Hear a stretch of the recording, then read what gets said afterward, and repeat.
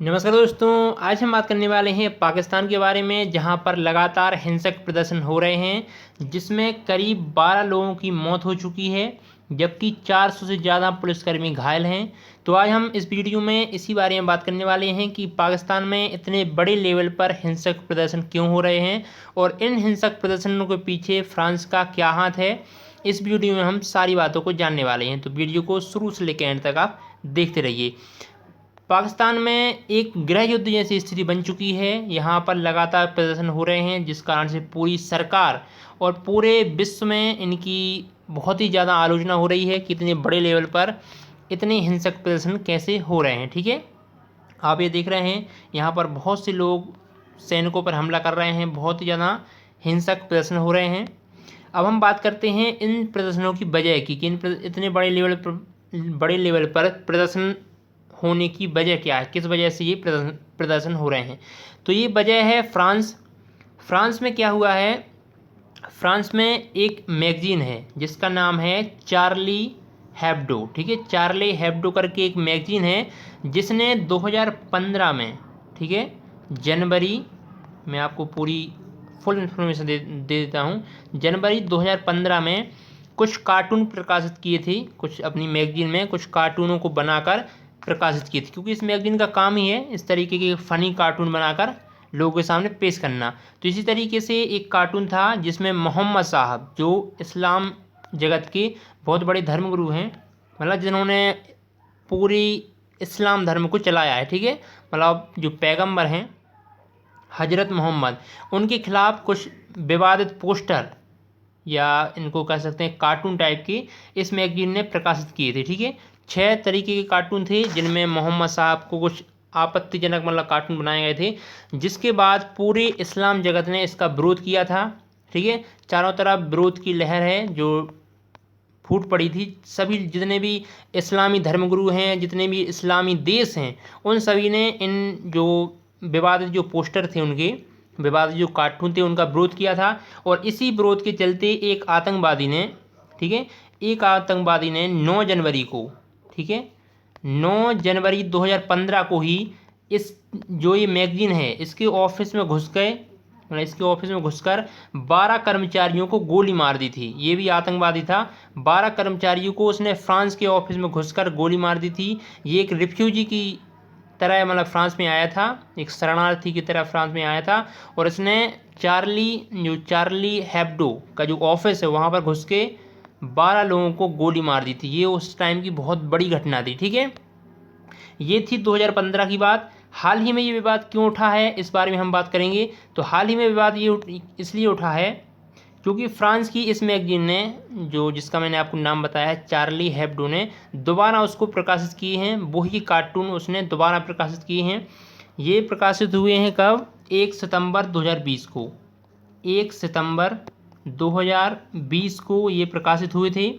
और प्रकाशित होने के बाद ये एक जो टीचर हैं, ये फ्रांस के ही एक टीचर हैं मिडिल स्कूल के, ये इन टीचर ने क्या किया था, एक बच्चे को वो कार्टून दिखाया था अपने मोबाइल पे। ठीक है, मोबाइल पर कार्टून दिखाने के बाद एक बच्चे ने ये शिकायत अपने पापा से की कि मतलब जो हजरत मोहम्मद साहब के कार्टून हैं ये हमारे टीचर दिखाते हैं। ठीक है, तो उन्होंने पुलिस कंप्लेंट की कि ये क्यों दिखा रहे हैं, जब वो विवादित पोस्टर है, विवादित कार्टून है, तो आप बच्चों को क्यों दिखा रहे हैं। तो पुलिस में कंप्लेंट की, जिस कारण से ये न्यूज़ काफ़ी बढ़ गई और एक आदमी ने, एक आतंकवादी ने इनको गोली मार दी। ठीक है, इनको गोली मार दी।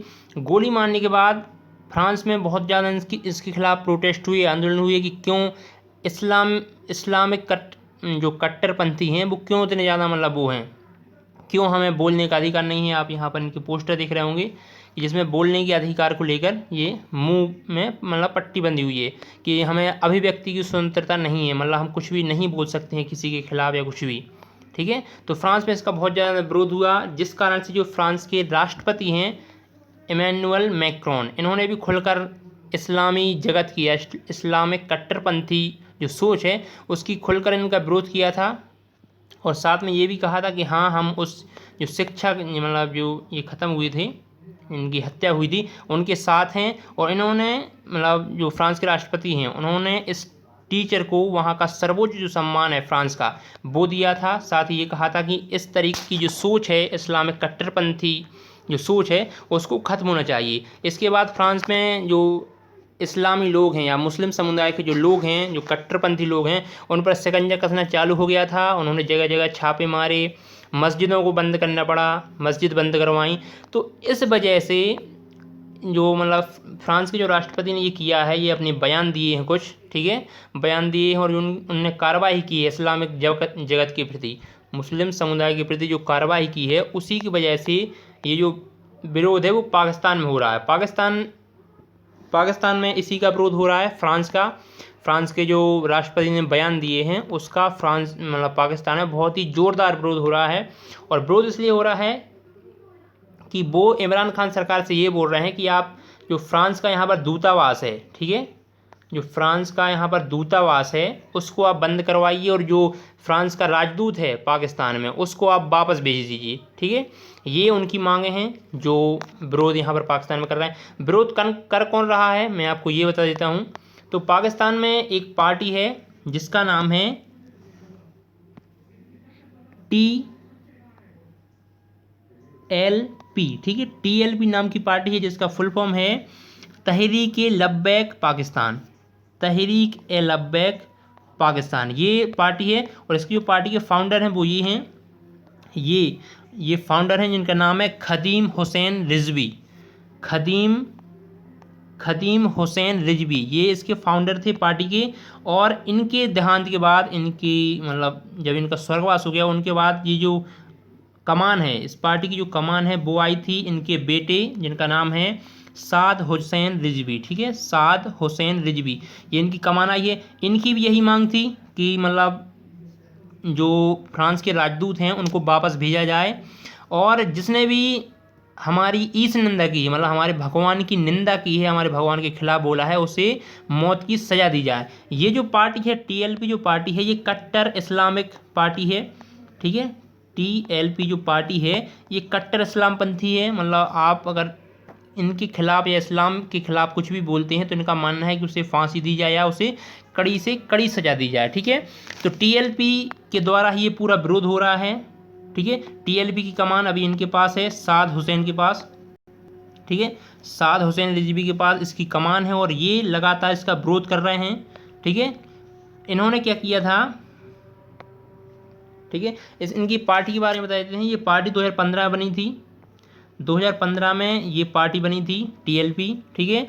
2018 के इलेक्शन जो हुए थे पाकिस्तान में, उन इलेक्शनों में इन्होंने 178 लोकसभा सीटों पर चुनाव लड़ा था। हालांकि ये एक भी सीट नहीं जीते थे, लेकिन फिर भी 25 लाख वोट इन लोगों को मिली थी, इस पार्टी को 25 लाख वोट मिली थी। और जो पाकिस्तान का पंजाब प्रांत है, ठीक है, पाकिस्तान का जो पंजाब प्रांत है इस साइड वाला, यहाँ पर इस पार्टी की बहुत ही मजबूत पकड़ है, ठीक है, बहुत ही ज़्यादा इनके फॉलोअर्स हैं। हाल ही में अभी क्या हुआ है, ठीक है, हाल ही में भी क्या हुआ है, इन्होंने 20 अप्रैल तक की डेडलाइन दी थी सरकार को कि 20 अप्रैल तक आप फ्रांस के जो राजदूत हैं उनको आप वापस भेज दीजिए, वरना हम एक बड़े लेवल पर प्रोटेस्ट करेंगे, आंदोलन करेंगे, ठीक है। तो 20 अप्रैल की पहले ही, मतलब 20 अप्रैल की जो इन्होंने डेडलाइन दी थी कि हमें 20 अप्रैल तक आप उसको वापस भेज दीजिए फ्रांस के राजदूत को, वरना हम आंदोलन करेंगे। तो 20 तारीख के पहले ही, यानी 12 तारीख को सोमवार के दिन, ठीक है, इनको गिरफ्तार कर लिया जाता है। जो पाकिस्तान की गवर्नमेंट है उनके द्वारा 12 तारीख यानी कि सोमवार को साद हुसैन रिजवी को लाहौर में गिरफ्तार कर लिया जाता है। और गिरफ्तारी के बाद इनका जो संगठन है ये TLP, इस पर भी पूरी तरीके से प्रतिबंध लगा दिया गया है और इसको एक आतंकवादी संगठन घोषित कर दिया गया है, ठीक है, आतंकवादी संगठन घोषित कर दिया है पूरी तरीके से। पाकिस्तान के जो गृह मंत्री हैं, ठीक है, पाकिस्तान के जो गृह मंत्री हैं शेख राशिद अहमद, ठीक है, शेख राशिद अहमद जो वहाँ के गृह मंत्री हैं, उन्होंने कहा है कि पंजाब प्रांत की सरकार के प्रस्ताव पर हमने TLP को बैन कर दिया है, साथ ही उस पर आतंकवादी प्रतिबंध लगा दिया है, यानी कि आतंकवादी संगठन घोषित कर दिया गया है। इसको इस पार्टी को लेकर जो फंडिंग हो रही है, यानी कि जो लोग इस पार्टी को पैसा दे रहे हैं, उनके लिए भी सख्त चेतावनी दी गई है कि अगर आपने ये फंडिंग बंद नहीं की तो आपके खिलाफ भी सख्त कार्रवाई की जाएगी। ये जो नेता हैं इसकी, टीएलपी के जो नेता हैं, टीएलपी पार्टी के जो नेता हैं, ठीक है, साद हुसैन रिजवी जो टीएलपी के नेता हैं, इनकी गिरफ्तारी के बाद प्रदर्शन और भी ज़्यादा बड़े लेवल पर शुरू हो गए हैं। इनकी मांग है, टीएलपी पार्टी के हज़ारों समर्थक सड़कों पर उतर आए हैं, उन्होंने सड़कें बंद कर दी हैं, एम्बुलेंस तक नहीं जा पा रही है, ठीक है, और बहुत ही बड़े लेवल पर प्रदर्शन चालू हो गए। इनकी मांग ये है कि हमारे जो नेता हैं साद हुसैन रिजवी, उनको छोड़ा जाए, ठीक है, जेल में से रिहा किया जाए, साथ ही फ्रांस के जो राजदूत हैं उनको वापस भेजा जाए जियो के ठीक है, और हमारे जितने भी अभी तक नेता गिरफ्तार हुए हैं उनको बिना किसी शर्त के छोड़ा जाए, और साथ ही उन पर जो केस चल रहे हैं वो भी सारे समाप्त किए जाएं। और इसी बीच फ्रांस ने भी एक एक सूचना जारी की है कि जितने भी फ्रांस के नागरिक हैं वो जल्द से जल्द पाकिस्तान छोड़ दें, क्योंकि पाकिस्तान में जो हालात हैं वो दिन पर दिन बिगड़ने वाले हैं और हो सकता है कि आपको आगे चलकर परेशानी हो। तो इन्होंने भी अपने सभी जो नागरिक हैं फ्रांस के, जो पाकिस्तान में रह रहे हैं, या जो कंपनियां हैं जो पाकिस्तान में कारोबार कर रही हैं, उन सभी को ईमेल भेजा है कि आप 3 दिन में जल्द से जल्द पाकिस्तान खाली कर दें, ठीक है।